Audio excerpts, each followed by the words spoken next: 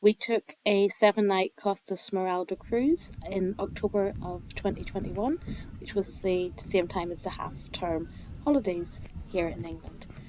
We started our journey by getting a train from Croydon, where we live, all the way up to London Luton Airport, which is north of London.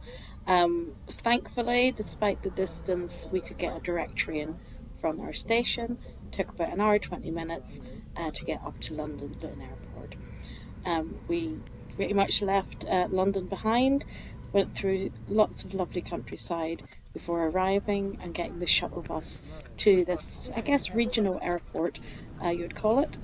It's quite nice to travel through a smaller airport, particularly when you're dealing with lots of queues and restrictions, which is what we found here. The queue for EasyJet was actually quite small. We got through all of the checks, and travelling to Italy, there were a lot more checks than travelling to some other countries. Before too long, we were having a nice dinner and then going to our gate that you see here, and then just getting on our EasyJet flight to Milan. At Milan, we didn't go into the city centre like we usually do. We stayed here at the Hotel Milan Malpensa Villa. It was a really, really beautiful hotel, as you can see. And for the price of a two-star hotel in Milan Central, we actually got a two-bedroom suite along with breakfast the next morning. So the suite had two bedrooms. The first one that you're going to see here was the one for the kids. They stayed here, and my room was off to the side, really nicely decorated, really lovely stay. And the next morning we had a nice breakfast buffet that you can see here.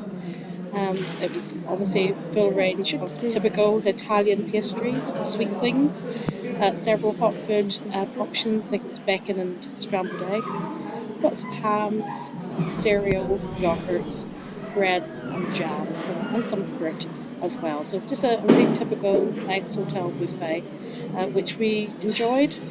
And before we headed back to the airport, we decided to take a bit of a walk outside and have a look at the grounds. It does have a swimming pool. Probably fair to say that this hotel is probably a really popular place for weddings to take place.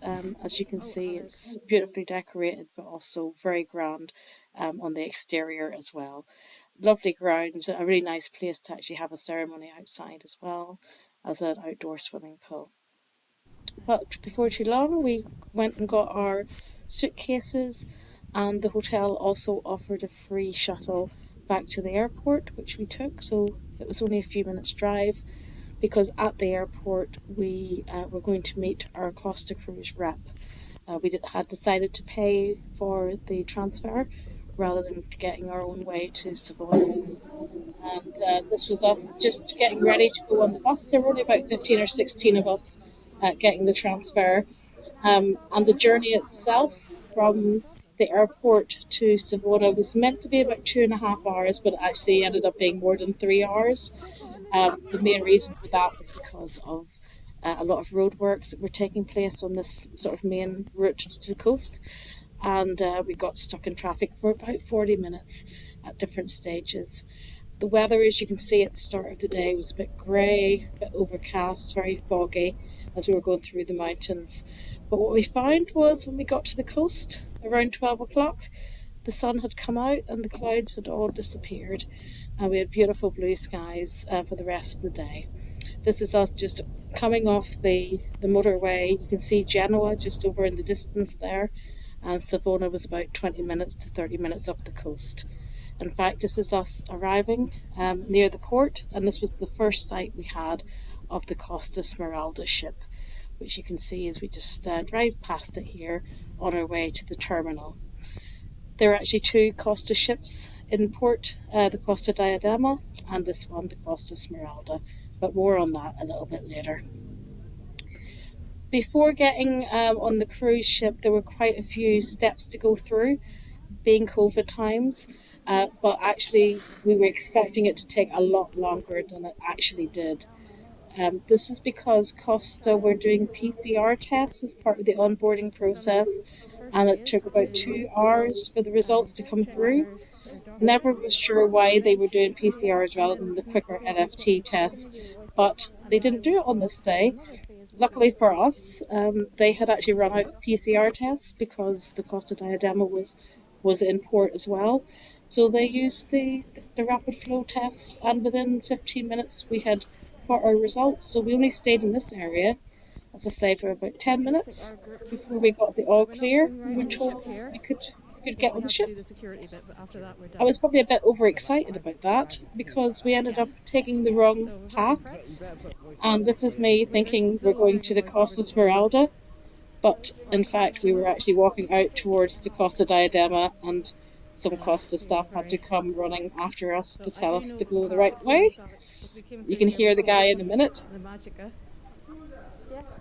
Scusa, scusa, so I'm telling us to come back. But they set us on the right way. They all had a good laugh at our expense. And here we are in the security queue, ready to get onto the ship.